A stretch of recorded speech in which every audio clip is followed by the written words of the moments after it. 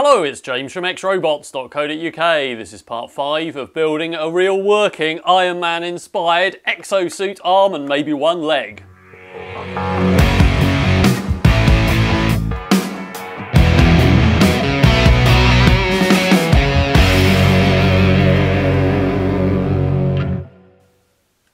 Last time I built this test joint, and basically this was intended to be the full strength. It is pretty tough, it lifted quite a lot of weight. The motor didn't seem to be straining, and it's pretty slow though, so we need to try and speed that up. It's also pretty heavy, and we'll talk about that shortly.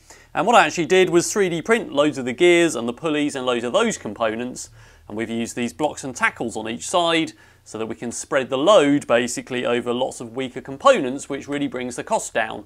And the motor is a radio controlled car motor, which is basically a brushless motor which has got loads of power, and you can check out part 1 to find out more about that. So let's take a closer look. The things that make this fairly heavy are all the steel in it. So the main construction here is actually wood. I've got these steel bearing blocks and this massive sprocket and the chain, of course, which are all steel. And I really wanted to bolster it up to make sure it was strong enough and it didn't fail like my plastic gears did in the first video.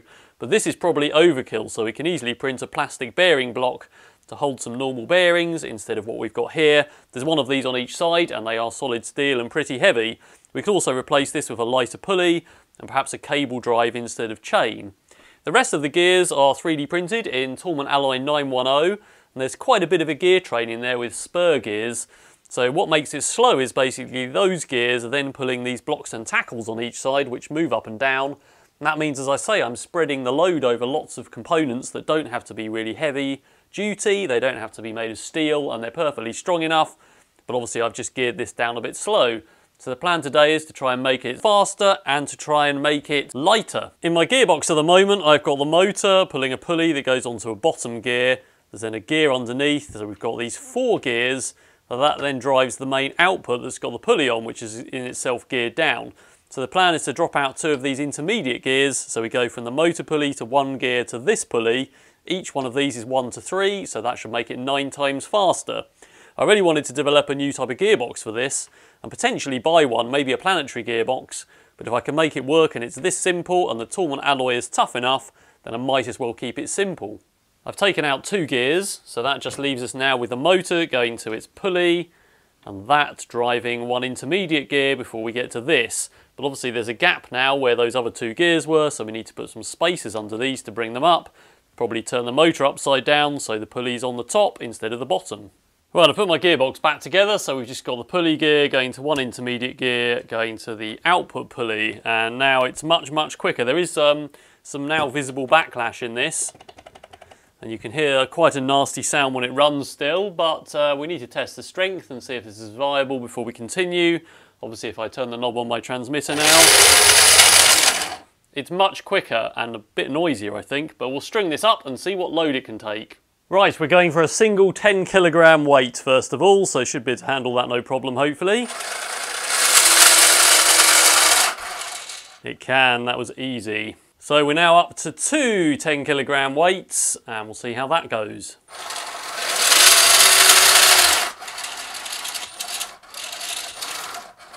Okay, well it won't hold it there. It's back driving it, but I can hold it there.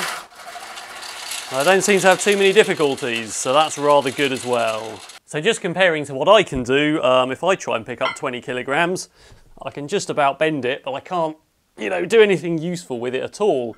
So if I can get a suit that can lift 20 kilograms with one hand and move it all around in 4 axis and pick and place it with one hand again and again and again, obviously the suit does all the work, then I think that's a pretty good goal. As it is, it would appear this mechanism will actually do a lot more than that, but I don't want to break it to pieces right now, so I'm not going to load it up fully, but it'll probably do double that. The motor driver is only a 30 amp driver and the motor is capable of 80 amps, but neither are getting hot even or getting unhappy, so I think it'll probably do 3 times the power if the gears and everything will stand up to it. But let's have a look at those and see what state they're in. So obviously the gearbox has now got 9 times the load on because we've taken out 2 stages that are each 1 to 3 ratio. So for the same test it's actually got 9 times the load on the gearbox. But it seemed to deal with it with no problem. So let's open this up and see if the gears are really mashed or if they're about to break, or see what they look like.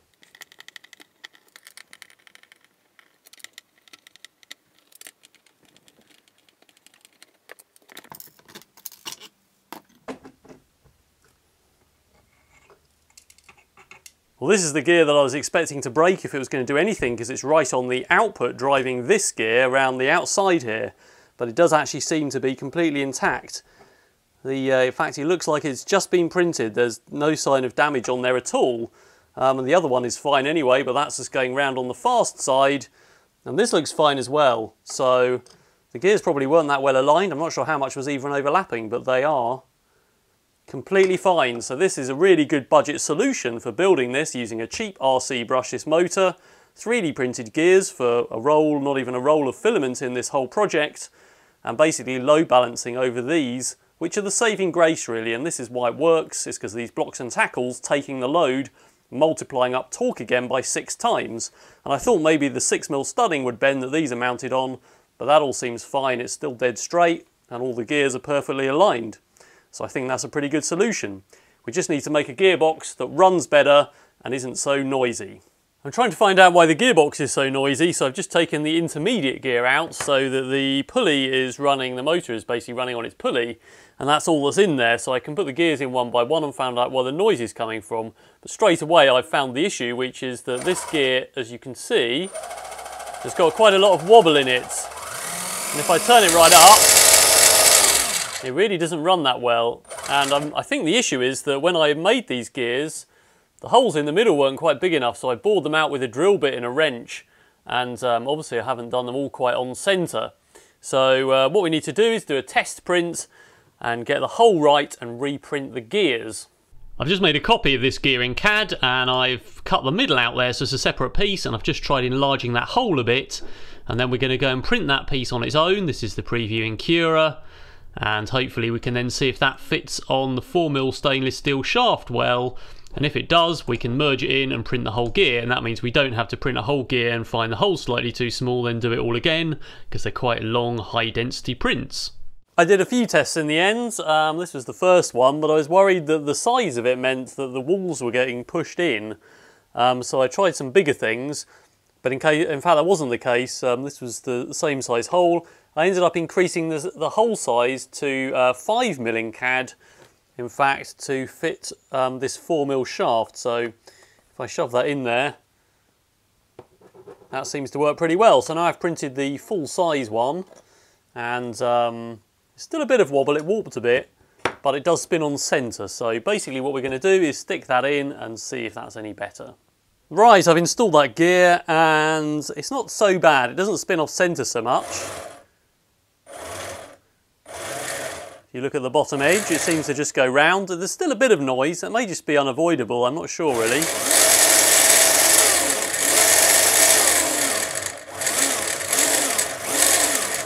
But at least it sounds like a motor and it doesn't sound like a shattering sound anymore.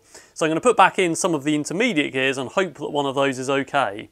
Right, after quite a bit of experimentation, I've printed a new intermediate gear. And what I've actually found is if I do these gears in a print that's lower density, so these are about 30% infill instead of 90, which is what I was doing, they don't warp at all.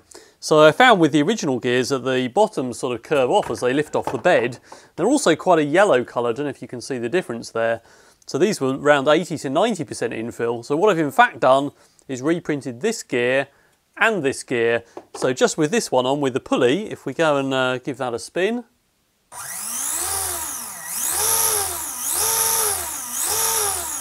It's much, much nicer than it was, even with the reduced spindle size. This one still had some wobble in, and I think that's because of the warpage in the print. So now I've done the intermediate gear the same. If I pop that one on there. There we go, stick those down. We should find that runs pretty well. Now there is some wobble because this is not held down and it's rising up,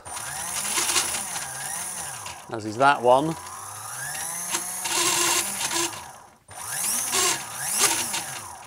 You can hear that one shooting up and down. It is on some washers and things, but basically the gears aren't smashing against each other now. And remember that basically I had 4 of these gears all spinning off centre, which is why the whole thing was so noisy. So I'm going to reassemble this now with some silicone grease and some spacers, and we'll see how the whole thing performs. It's all back together. I've put some silicone grease in the gearbox, so let's see how that sounds. Well, it sounds a lot smoother. It doesn't sound like I've got that terrible banging sound. Let's go up to full speed.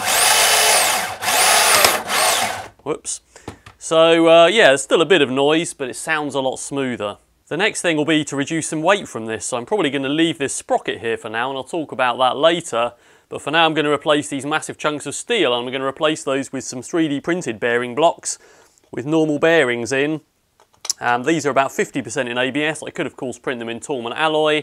They'd probably be a lot stronger, but for now we're just going to swap them with these and see how it goes. And these should just be a direct swap out on each side, and there's one of these on the back and one on the front here. Right, I've swapped those out. I'll probably use these somewhere else on the suit. Remember, we've got another 3 axes to build in total, so these might support the axis that holds all the other axes, for instance, and we'll talk some more about that later in this video. For now, I've put these ABS blocks on the back and front, and I'm assuming that's going to still run fine. Seems to run fine, but will it still take the load with these ABS bearing blocks and the lower infill density Toolman alloy gears? Let's string it up and see if it'll still lift the weight. Right, we're back to the 2 10kg weights, so we've got 20 kilograms in total.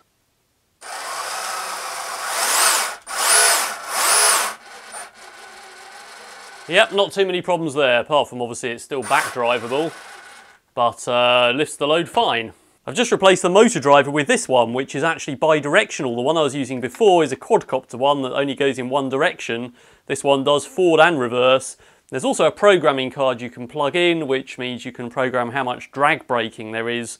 So it'll actually forcibly brake the motor when you stop rather than letting it sort of freewheel. So I need to have a look at that, but it seems to work for now. So now this stick here makes it go up and down.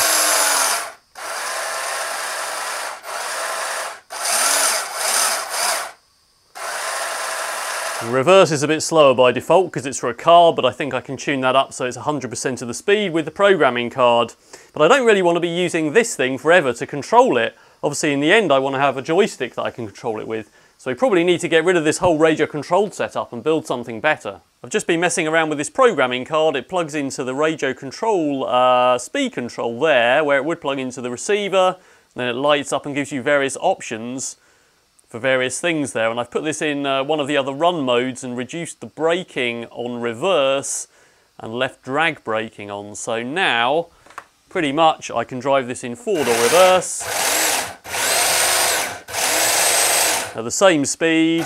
There is, if I go from forward and straight into reverse, there's a little gap where it brakes and slowly, gracefully slows down the motor, braking it before it reverses so it doesn't tear everything to pieces, which is quite useful. But I think that's still responsive enough. So now what I'm going to do is put some position feedback on here, and then we're going to use an Arduino to drive this, and then we'll have absolute position control. So I've attached a potentiometer to the shaft here, and this piece of plastic is attached to the axle that goes through and is bolted to this. So this pot will actually measure the position. Now this isn't a very good pot. It's really a volume control rather than a position encoder for robotics.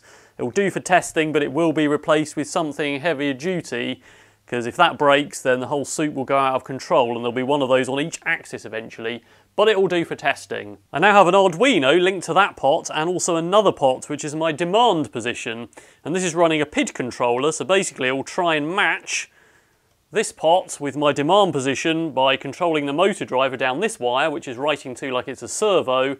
So basically when I turn this knob, it will basically move the motor and try and match the position here, and that gives me complete position control. Right, the humming sound you can hear is the fan on the motor driver there. So this is all powered up, so now if I turn this demand position, it will turn and stop when it gets to the position.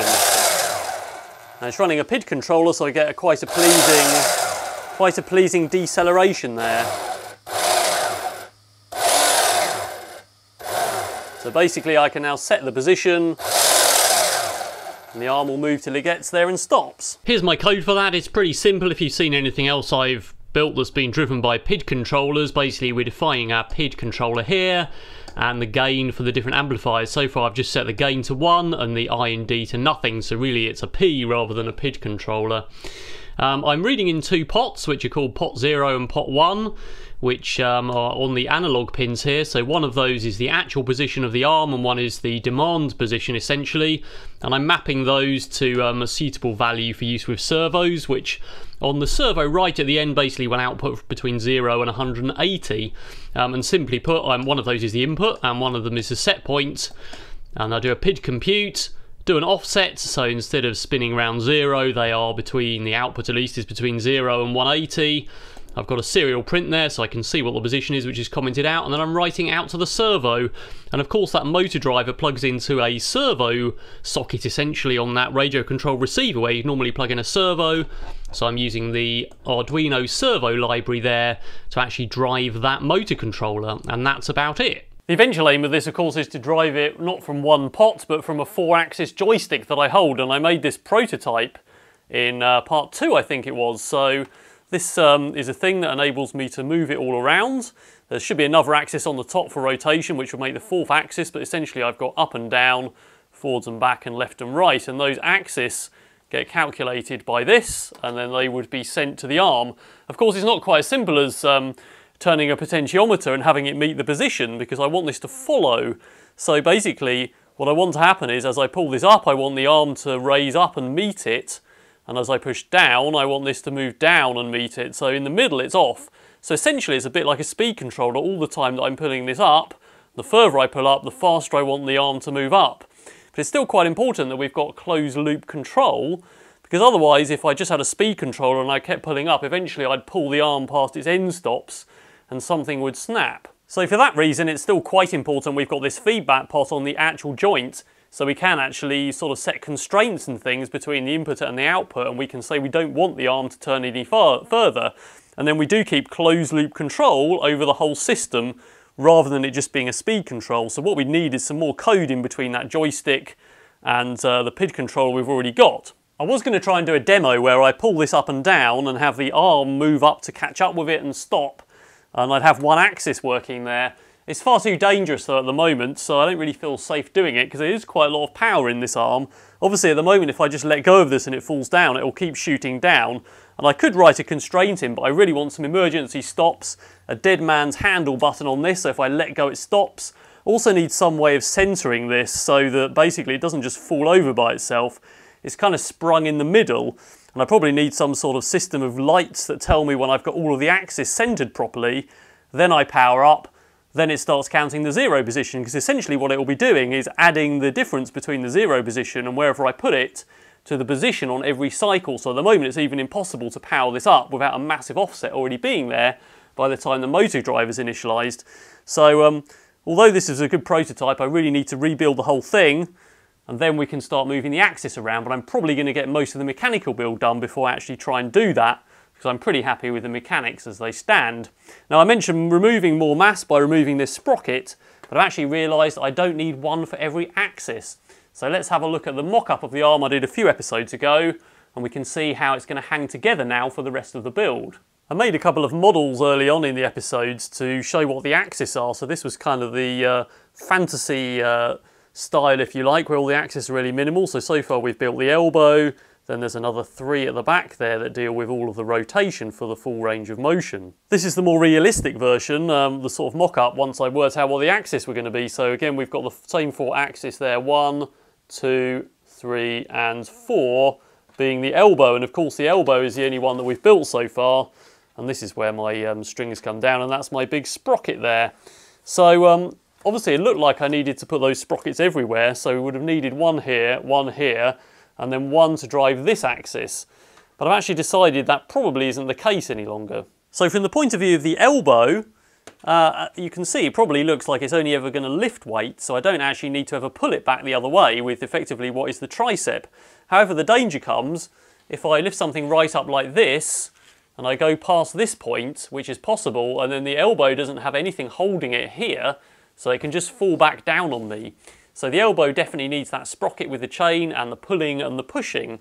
However, most of the other axes don't, so it's quite unlikely, for instance, leaning outwards, that I'm going to be able to put the arm all the way over past 12 o'clock so it falls down the other side. So that one doesn't really need to have anything pulling back. It could have a spring return just to stop it wobbling or something, but most of the time it's going to be doing a shear lift. So I only really need to pull in one direction. Similarly, leaning out in front of me is the same. It's unlikely that I'm going to get my arm right up past 12 o'clock and it fall down behind me. It's probably going to lift to about there. But obviously then that's the danger with the elbow only. So again, we only really need a lever on there. So the only ones that really need the sprocket and the chain pulling in both directions are the elbow and probably this axis, which is sort of like this, because that's going to need to be able to push in and pull outwards. And in fact, if it's on a slant like this one is, then it definitely will need to have force going in both directions. So that means I can reduce to 2 sprockets in the build and the rest can be made of levers. The sprockets I've used here weigh about 2 kilograms, so that's not too bad if there's only 2 of them in the suit. I still have the option to plasma cut or CNC some holes in, so we just leave spokes and the things I need to attach to the assembly, and I think they'll still be more than strong enough. The concern is, of course, twist. As the arm twists around, I want to be really careful that this whole assembly doesn't twist because it's right on that axis and that's the only thing holding it. Of course, now I've got rid of the metal, that's made a significant weight saving, and that'll be times at least 3 axis. I may well use these on the very vertical axis at the back that holds all of the other axis, so they're strong enough. But even then I think Torman alloy bearing blocks would probably be strong enough. I think these ABS ones are definitely strong enough for this. So I'm feeling fairly happy about the mechanical structure. So next time I'm going to be building the other axis using levers, at least for the 2 in the middle. I'm just going to basically be a pivot and pulling on one side with a similar gear and pulley and block and tackle assembly, and we should be able to put the rest of the structure together pretty soon. Several people have pointed out that, of course, however much I hold, I won't be able to hold that on my legs and back. I mean, 20 kilograms is quite a bit. There is a plan for legs or some other supporting structure that's going to come along afterwards, so this is probably going to be bolted to a frame to start with for testing, and then we'll come on to how to make it mobile. So don't forget to subscribe to my channel for more updates on this project and other projects, and you can also check out my Patreon campaign at patreon.com/XRobots, where you can get access to some exclusive rewards, including a live broadcast with me and all my videos early. Alright, that's all for now.